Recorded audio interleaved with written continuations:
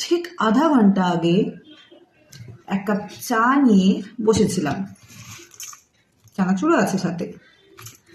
তো ভাবলাম চা খেতে খেতে একটু ফোনটা দেখি, ফোনটা ঘাঁটি। ও মা, একটা গ্রুপে, একটা হাসির গ্রুপে এমন একটা পোস্ট দেখলাম, একটা প্রশ্ন ছিল, মাথায় হ্যাং হয়ে গেল। ওটা নিয়ে ভাবতে বসলাম। ভাবতে ভাবতে কখন যে আধা ঘন্টা পেরিয়ে গেল টেরই পেলাম না, কিন্তু উত্তরও পেলাম না। আমার মনে হয় মাথায় বুদ্ধি নেই বেশি। তো ভাবলাম আপনাদের সাথে শেয়ার করি, দেখি আপনারা উত্তর দিতে পারেন কিনা। পোস্টটাতে ছিল, কে বেশি দুঃখী, যে টাকার অভাবে চুলে শ্যাম্পু দিতে পারে না সে, নাকি যে চুলের অভাবে টাকে শ্যাম্পু দিতে পারে না?